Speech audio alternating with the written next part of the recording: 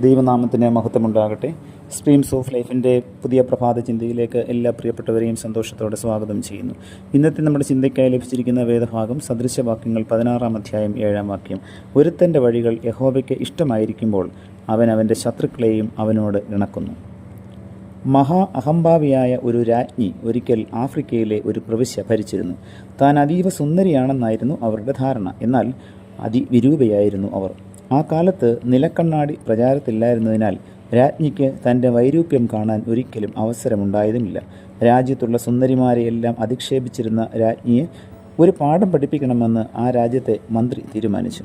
അതിനുള്ള മാർഗം അന്വേഷിക്കുന്ന സമയത്താണ് കണ്ണാടിയെക്കുറിച്ച് മന്ത്രി കേട്ടത്.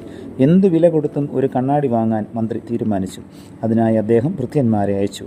വളരെ നാളത്തെ അന്വേഷണത്തിന് ശേഷമാണ് അവർ കണ്ണാടി കണ്ടെത്തിയത്. വലിയ വില നൽകി അവർ അത് വാങ്ങി മന്ത്രിയുടെ മുന്നിലെത്തിച്ചു.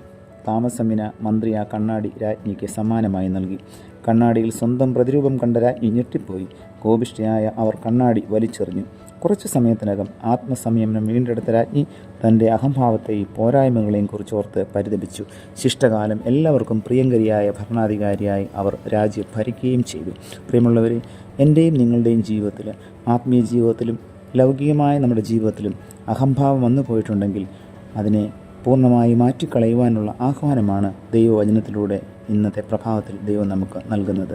നമുക്കതിനായി പരിശ്രമിക്കാം. ദൈവത്തിൻ്റെ പരിശുദ്ധാത്മാവ് നമ്മെ അതിന് സഹായിക്കട്ടെ. പ്രാർത്ഥിക്കാം. പ്രിയ കർത്താവേ, നൽകിയ വചനത്തിനായി നന്ദിയോടെ സ്തോത്രം. ഞങ്ങളിലുള്ള അഹംഭാവത്തെ പൂർണ്ണമായി തുടച്ചു നീക്കുവാൻ ഇന്നത്തെ വചന കേൾവി ഞങ്ങളെ അവിടുന്ന് സഹായിക്കണമേ. മറ്റുള്ളവർ മുമ്പിൽ താഴ്മയോടും വിനയത്തോടും കൂടി ജീവിപ്പാനുള്ള കൃപ ഞങ്ങൾക്ക് അവിടുന്ന് നൽകണമേ. പുത്രൻ്റെ നാമത്തിൽ പ്രാർത്ഥന കേൾക്കണം പിതാവേ. ആമേൻ.